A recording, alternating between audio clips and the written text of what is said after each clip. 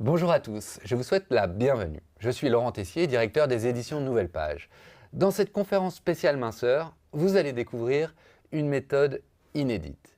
Cette méthode, c'est celle de mon invité qui est aujourd'hui avec moi, Gilbert Dagon. Bonjour Gilbert. Bonjour Laurent. Alors, avec Gilbert, nous allons vous présenter cette méthode qui, vous allez voir, est très peu connue.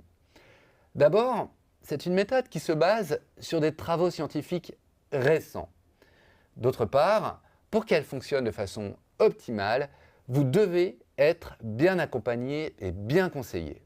Néanmoins, sachez déjà qu'elle a permis à des centaines de personnes, comme vous, comme moi, de brûler 10, 20, parfois même 30 kilos sans jamais les reprendre. Alors Gilbert, je vous remercie d'avoir accepté mon invitation.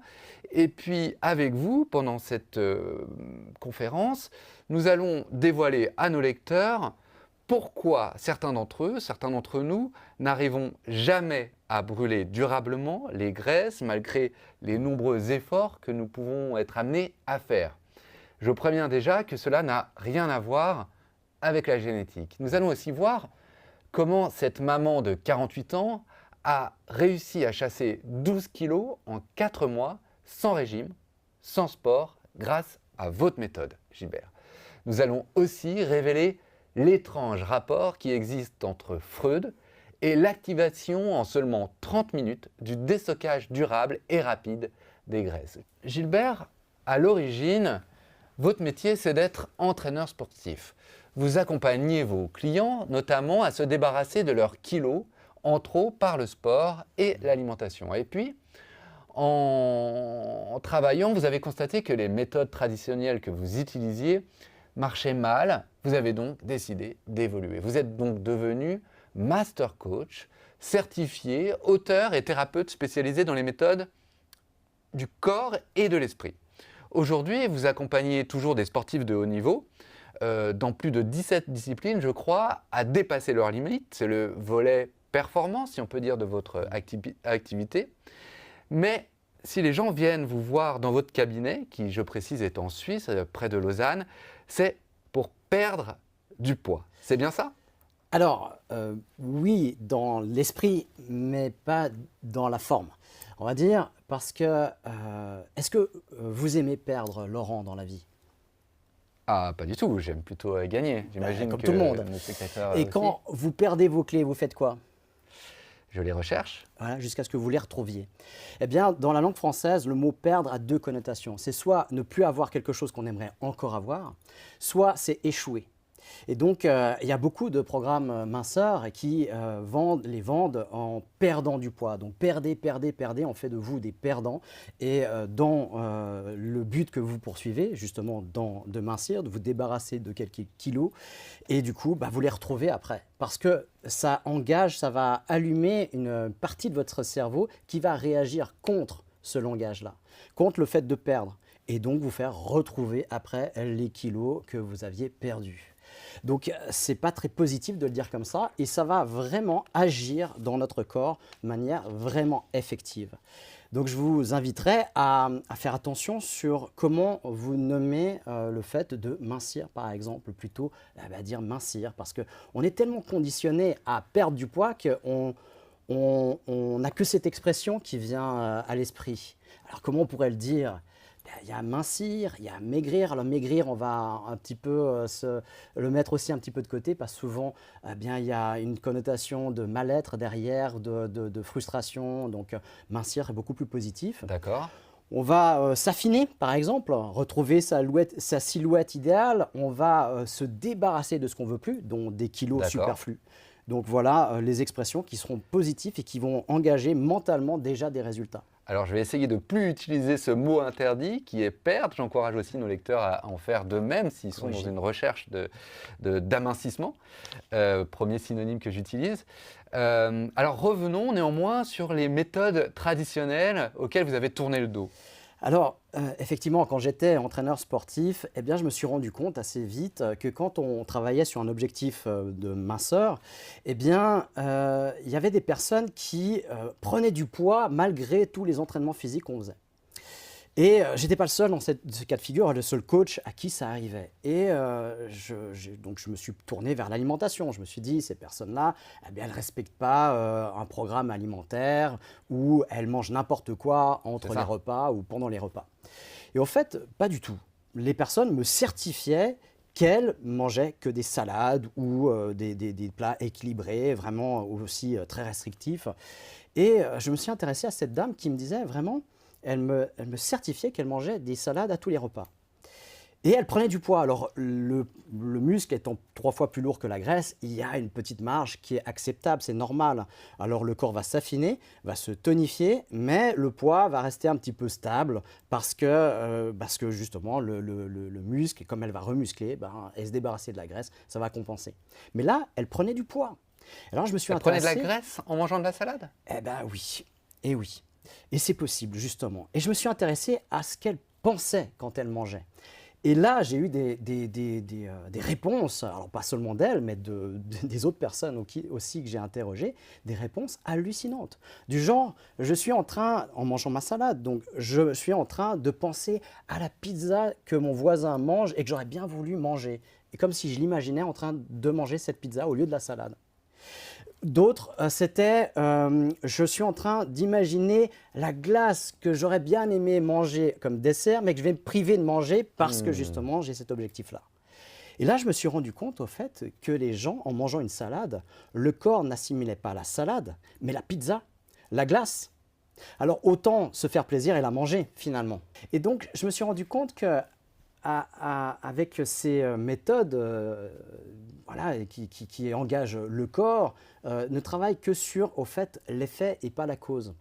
Et il y a des causes profondes, souvent inavouées, hein, comme ce qu'on pense dans notre tête, qui ont un plus gros impact encore sur l'assimilation de la nourriture ou le stockage des graisses.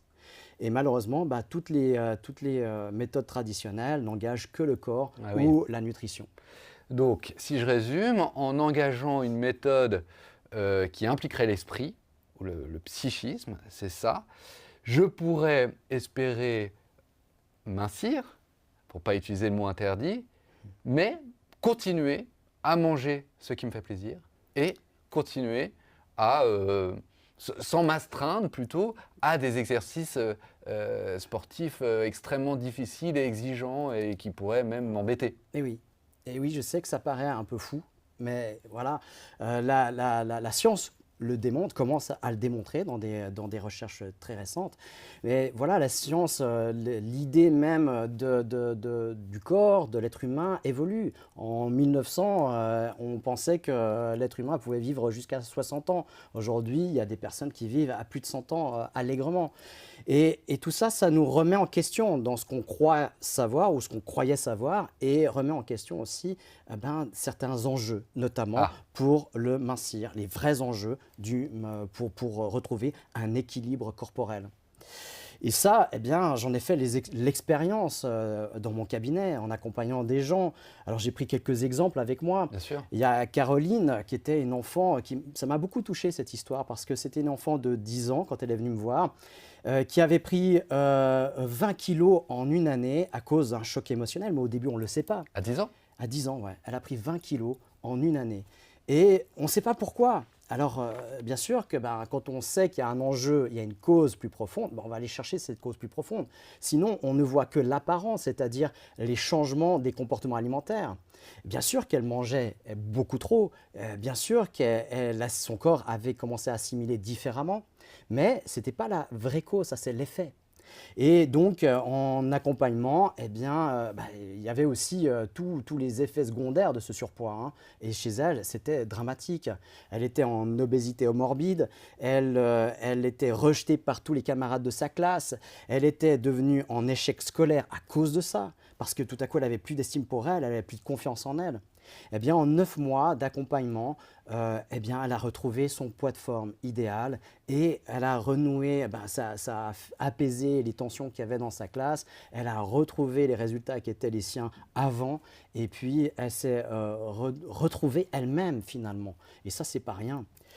Et donc, si vous dites en substance que si les régimes traditionnels ne fonctionnent pas, c'est parce que, alors vous avez dit d'une part, c'est parce qu'ils n'impactaient que le physique, premièrement, et puis deuxièmement, c'est parce qu'ils ne s'attaquent pas aux véritables causes de la prise de poids. Oui. C'est ça? Et quelles sont les vraies Exactement. causes? Quelles sont les fausses causes? Quelles sont les vraies causes à ce moment-là? Ben, Gérald, par exemple, 48 ans, qui a pris 15 kilos euh, juste en 6 mois après avoir arrêté de fumer. Eh bien, il y a la frustration d'avoir arrêté de fumer, donc du coup, il y a une compensation derrière, parce Ah, qu'il n'a d'accord. pas arrêté de la bonne manière. Donc, il s'astreint à arrêter, il y a quelque chose qui le pousse à fumer, quelque chose, souvent, c'est le stress, ça peut être d'autres choses, mais qui le pousse à fumer, donc du coup, eh bien, il doit remplacer la fumée par autre chose. C'est sur ce quelque Là-dessus. chose qui le pousse à fumer qu'il faut agir. Et aucun régime n'arrivera à Bah, faire ça. exactement. Et là, du coup, il s'est rué sur la nourriture. Et donc, du coup, il a pris 15 kilos en 6 mois. Et on a mis à peu près 7-8 mois pour que ça redevienne son poids de forme en apaisant justement la cause, c'est-à-dire en traitant toutes les, tous les remplaçants au fait de la cigarette qui étaient devenus alimentaires. Mais moi, j'ai tout de suite une objection à ça. C'est si je me mets à manger du sucre, si j'ai une alimentation complètement déséquilibrée, je pense spontanément aux Américains qui boivent du Coca-Cola au lieu de l'eau pendant un repas. C'est inévitable que je vais grossir. Oui, Il y a bien une bien cause sûr. alimentaire. Bien sûr, mais la cause, ça c'est l'effet alimentaire. Pourquoi vous avez besoin de prendre 2 litres de coca par jour? Pourquoi vous avez besoin de prendre ce sucre? D'accord. Et j'ai des personnes qui le reconnaissent. Quand on va vraiment dans le fond, dans la cause profonde, eh bien c'est pour masquer un sentiment de solitude, souvent le sucre. Un manque de reconnaissance.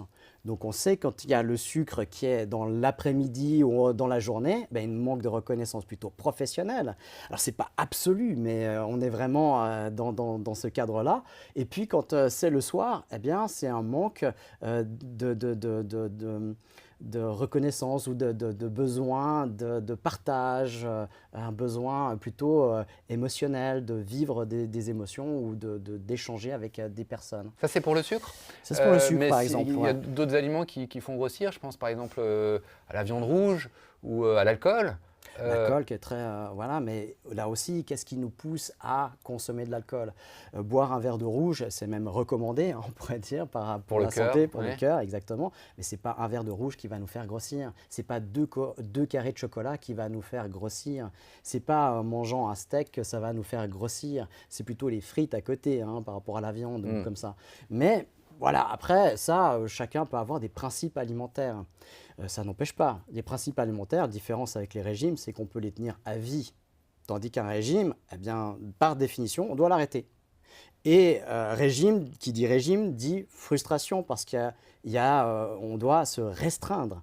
Et qui dit restriction, eh bien, dit frustration. Et donc compensation derrière. Et donc, quand il y a une compensation, eh bien, on va se ruer sur ce qu'on ne devrait pas, finalement. Mais qu'est-ce qui est la cause profonde? Il y a une cause profonde qui est souvent émotionnelle. Souvent, c'est soit un choc qu'on a eu qui crée... Vous avez d'autres exemples comme ça? Parce qu'on a parlé beaucoup de la frustration. Oui, il y a Angela qui tenait un bar et alors c'était une femme de 50 ans qui tenait un bar et qui avait beaucoup de stress dans son activité professionnelle. D'accord. Et donc, elle évacuait ce stress, non pas par la fumée, mais en mangeant des aliments entre les repas. Et du coup, eh bien, elle avait accumulé une quinzaine de kilos en trop qu'on a pu résorber en apaisant, en retrouvant la sérénité au travail, en apaisant au fait l'émotionnel. Elle a pu prendre des décisions sur l'organisation et s'organiser un peu mieux. Ça, c'est des effets secondaires au fait d'une reprogrammation intérieure, ce qui fait que le corps, après, il a commencé à assimiler aussi différemment. Parce que là, on a parlé des comportements alimentaires, mais aussi des fois une programmation qui vient de l'intérieur, qui assimile la nourriture de manière différente. Et donc, il y a eu un enjeu sur les deux rapports. Quand on a du surpoids dû au stress, c'est souvent une mauvaise assimilation qui en découle après. D'accord. En préparant cette vidéo, vous m'aviez dit que, en fait, quand on prenait du poids de façon excessive, c'était soit parce qu'on assimilait mal, soit parce qu'on mangeait mal, soit parce que le troisième point, On c'était mange trop. on mange trop. On mange trop, on mange mal ou on assimile mal. Mais Ouais. ça encore, ce ne sont pas des causes, ce sont des conséquences. C'est Donc il est l'effet. possible d'agir sur ces trois leviers en analysant les causes psychiques, Exactement. émotionnelles. C'est bien ça. Alors, juste sur la base, ça vient souvent de notre enfance. Après, il y a d'autres causes qui peuvent venir vraiment des traumas, et puis du stress, et puis de la vie du quotidien, de tous les jours. Mais souvent, c'est installé dans notre enfance. Quand on va faire, par exemple, ce qu'on appelle des équivalences complexes, c'est finis ton assiette, sinon tu ne seras pas fort, sinon tu n'auras pas de travail. Eh bien, le Vous ne moment. sortirez pas de table. Moi, c'est ce que j'ai à mes enfants. Voilà. Tu ne sortiras pas de table tant que tu Toi, n'as t'as pas fini ton. Eh bien, ça fait quoi? Ça joue sur la culpabilité. Et le moment où il y a quelque chose dans la vie qui fait qu'on va se sentir coupable, où on va sentir ouais, on va réassocier à cette émotion qu'on avait dans l'enfance, qu'on avait associée culpabilité, manger, eh bien, au moment où on va se sentir coupable dans la vie, il y a notre corps qui va nous pousser à manger et à manger trop.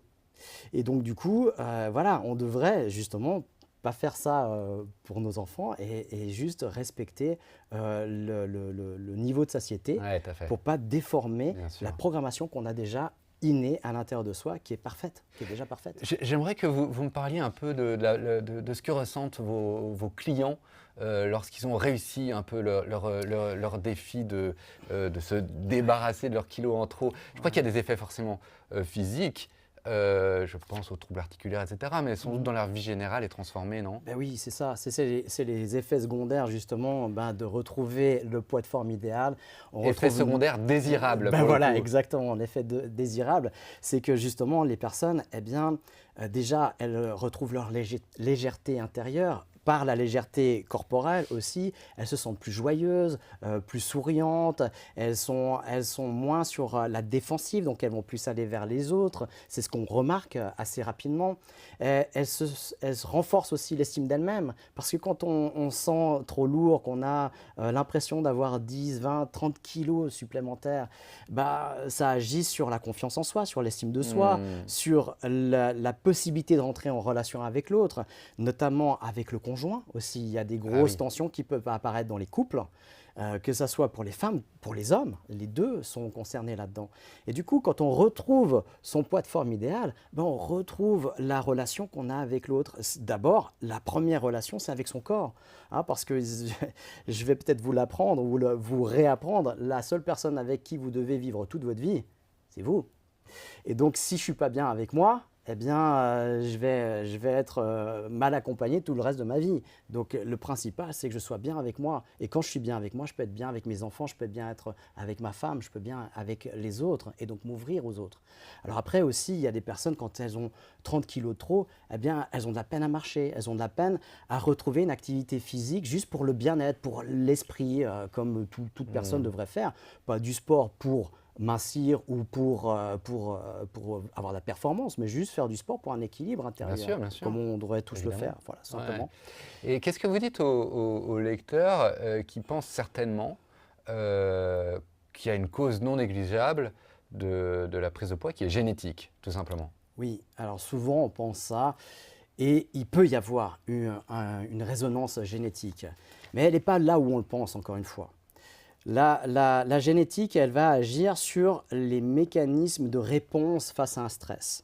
C'est-à-dire que si mes ancêtres avaient une façon de se défendre de la solitude en mangeant, eh bien, ils vont avoir tendance à me transmettre ça dans les gènes. Ah oui. Et si moi, je souffre de solitude, eh bien, au lieu de le faire par X autre manière, eh bien, je vais être poussé par mon inconscient, par une partie inconsciente de mon cerveau. Je ne fais pas exprès, mais je vais pousser à résoudre ce problème de solitude par la nourriture. Est-ce que c'est ce que vous appelez le fameux poids de survie programmé?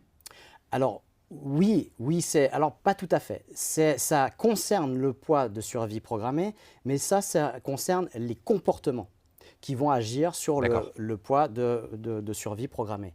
Mais sur les comportements, eh bien, ça, c'est les comportements, les réactions face au stress, eh bien, elles sont transmises génétiquement. C'est-à-dire que vraiment, si j'ai mes ancêtres qui luttent contre la solitude en mangeant, ben moi j'aurais tendance à le faire pareil. S'ils luttaient contre la solitude en allant faire du sport, j'aurais tendance à faire pareil. Donc c'est une transmission génétique de comportement face à un danger finalement, face à une situation de stress. Exactement, exactement. Et ça concerne le cerveau reptilien, le cerveau le plus ancien, où est situé aussi ce poids de survie programmé. Oui, justement, alors c'est une notion que j'ai découverte en préparant avec vous cette soirée. Est-ce que vous pouvez expliquer simplement à nos spectateurs voilà, ce que c'est que le poids de survie programmé? Alors c'est quelque chose qu'on connaissait intuitivement depuis longtemps, mais que deux neurobiologistes ont remis au goût du jour, ont pu expliquer de manière scientifique. Il s'agit de Sandra Amott et Michel Desmurguet, qui ont pu remettre ont pu théoriser cette donnée scientifique, qui est que dans notre cerveau, on a une programmation qui est faite sur un poids de forme idéal. On a une programmation, tous, qui nous permet de nous maintenir à un poids. Et on sait, même les personnes qui ont pris du poids, eh bien, qu'elles vont stagner, qu'elles vont rester à un certain surpoids. Elles ne vont pas prendre du poids indéfiniment, sauf en cas de gros problèmes psychologiques ou de maladies. Mais ça, on le met à part, parce que ça ne nous concerne pas ici. Mais donc, toute personne a un poids de forme qui va plus ou moins garder, alors plus ou moins c'est 2 kilos, il va varier entre 2 kilos de plus et 2 kilos de moins, et puis ça va rester là. Il aura de la peine pour une personne qui veut prendre du poids à prendre du poids, même, parce qu'il y a des personnes, je vois dans certains sports, on doit prendre du poids. Restera maigre. Et ben lui, il restera maigre, il aura de la peine à prendre du poids. Et puis, celui qui veut se débarrasser de quelques kilos, eh bien, lui, il aura de la peine aussi à se débarrasser de quelques kilos, parce que ça, c'est pas conscient. C'est une partie de notre cerveau qui est inconsciente. Et donc, c'est comme le phobique. Celui qui veut se débarrasser d'une phobie, qui a peur d'une petite araignée, on a beau lui dire que c'est ridicule, lui-même se le dit, mais il ne changera pas son comportement. Ces réactions physiques, parce qu'elles ne sont pas réfléchies, elles ne font pas partie du conscient.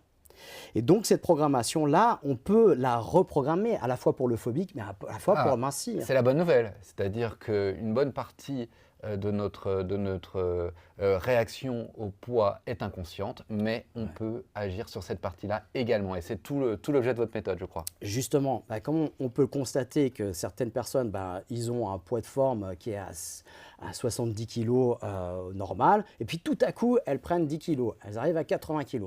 Bon, mais qu'est-ce qui s'est fait? Qu'est-ce qui s'est passé? Eh bien, c'est qu'il y a eu un dérèglement de ce poids de survie programmé. Mais si on peut le dérégler en augmentant, on peut le remettre à sa juste valeur, voire même en dessous. S'il peut se dérégler d'une manière, on peut le régler ou le dérégler d'une autre manière aussi. Ah, c'est ça la bonne nouvelle. Eh bien, justement, il faut trouver la bonne méthode pour faire ça. Ça ne se fait pas avec le conscient. Et toutes les méthodes traditionnelles qui datent de 1918, tous les régimes, tout ce qu'on nous donne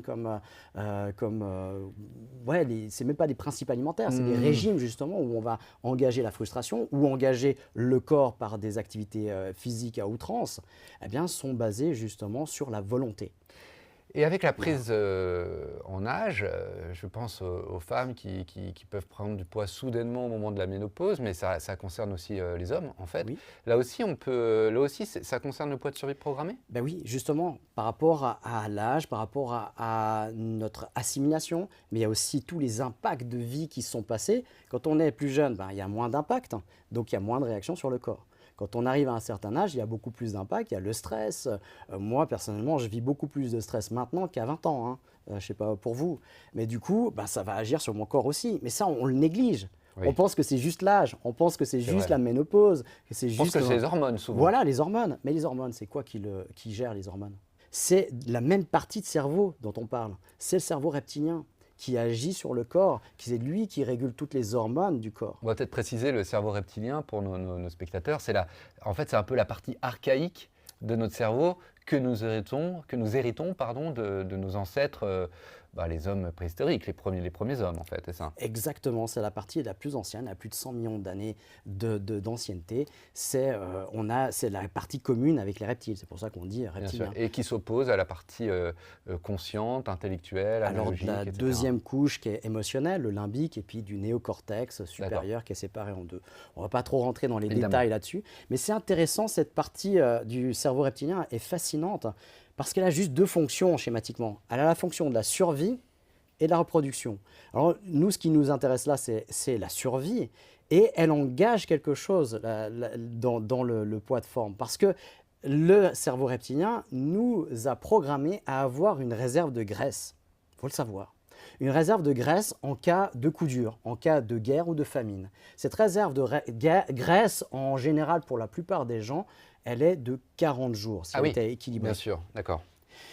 Et quand on a eh bien, une rupture d'alimentation, un jeûne ou même la guerre ou la famine, eh bien, le corps sait qu'il peut puiser là-dedans et qu'il va pouvoir survivre pendant 40 jours. Mais quand on fait un régime ou quand on s'abstient de manger volontairement. Pour maigrir. Ouais, pour maigrir, par exemple. Bien, on fait quoi? Eh bien, on n'informe pas notre cerveau reptilien qu'on l'a fait volontairement.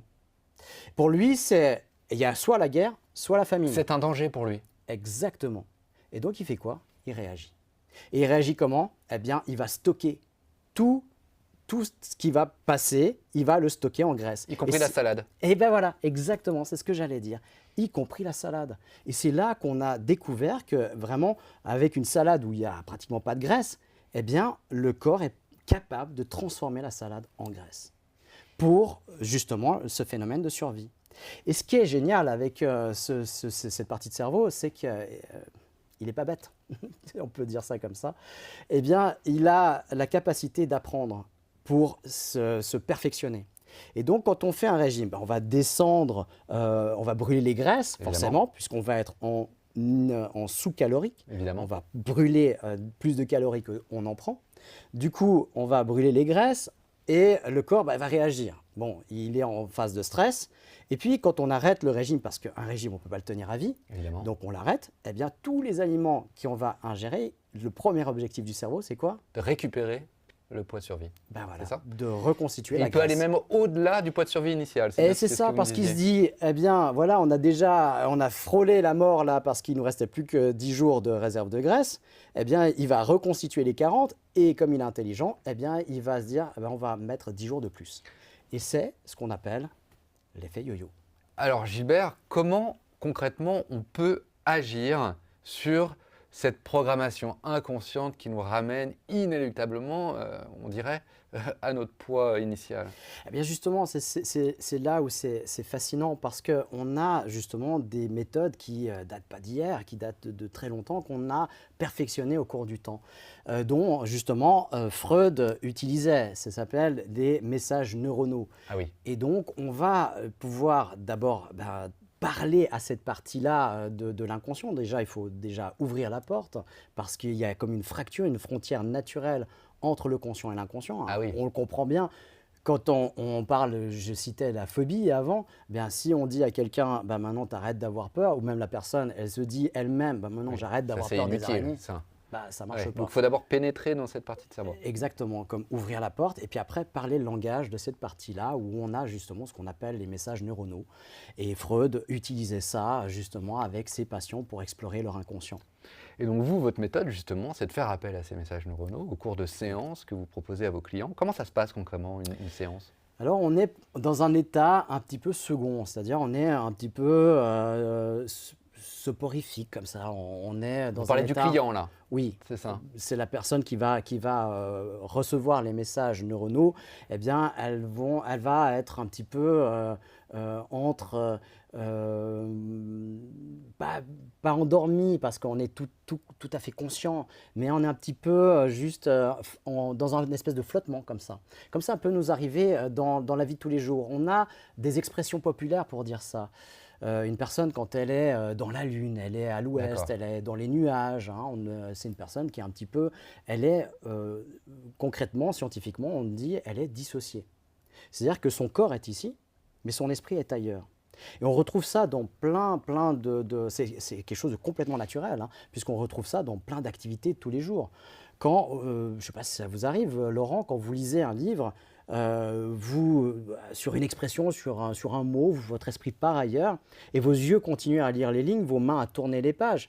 Et puis, quelques temps plus tard, on ne sait pas vraiment quand, parce qu'il y a une distorsion de temps qui se produit souvent, eh bien, vous revenez à vous et vous ne savez plus du tout ce que vous avez lu. Exactement. Ouais. Eh bien, ça Et- aussi, ça, c'est un autre phénomène qui est l'amnésie. On ne Mais sait pour- plus ce qu'on a. Pour nos spectateurs qui pourraient être intéressés par cette méthode, ils peuvent peut-être avoir peur de cette petite perte de conscience, peuvent même penser que c'est dangereux, non? Alors non, ce n'est pas une perte de conscience, puisque vous êtes toujours conscient quand vous êtes en train de lire. Vous D'accord. êtes juste plus dans votre corps, vous êtes juste ailleurs dans Bien votre sûr. esprit. D'accord. Et donc, on est toujours au contrôle, parce que est-ce que ça vous est arrivé de rester coincé là-dedans?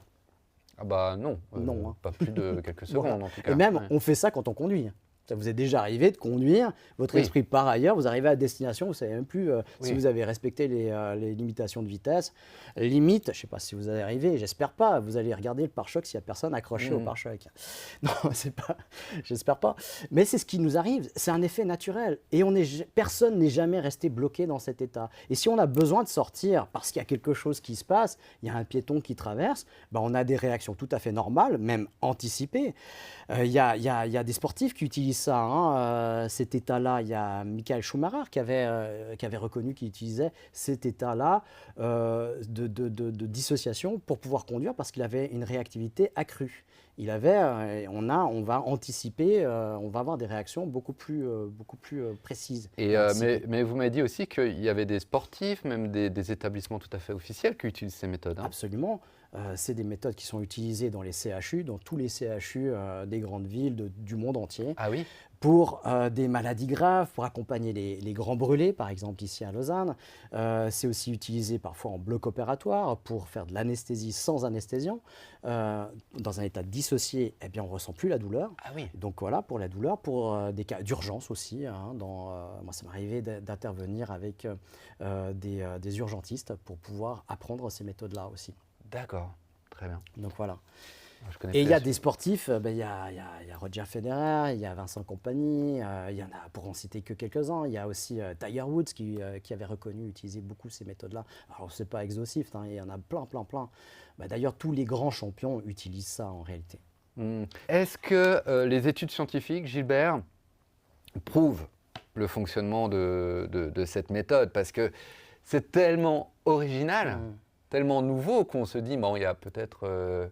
c'est un peu ésotérique peut-être. Alors oui, justement, il y a des études scientifiques qui prouvent complètement que ça fonctionne et pourquoi et comment ça fonctionne.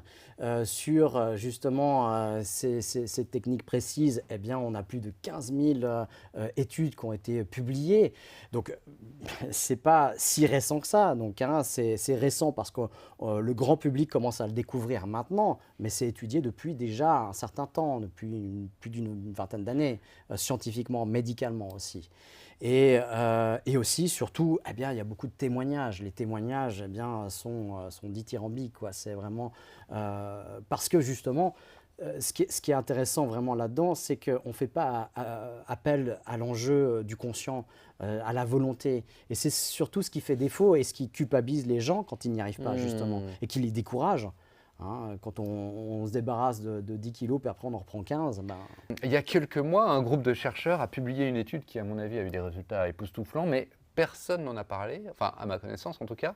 Est-ce que vous pouvez en parler un peu de l'efficacité dans cette étude de ces fameux messages neuronaux? Alors oui, justement, cette étude était vraiment très intéressante parce que elle prouvait qu'avec des messages neuronaux, on pouvait se débarrasser 2 fois plus vite du poids et de 2 fois plus de poids. Donc vraiment, c'était que sans ou surtout que des méthodes traditionnelles. Ah oui, d'accord, très Donc, bien. voilà.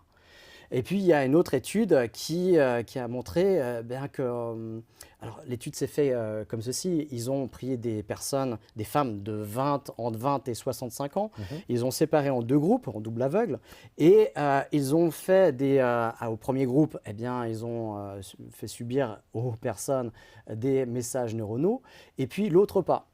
Et ils se sont rendus compte, dans le même laps de temps, que les personnes s'étaient débarrassées en moyenne de 8 kilos dans le premier groupe, ceux qui avaient reçu les messages neuronaux, et contre 500 grammes pour ceux qui n'avaient rien reçu.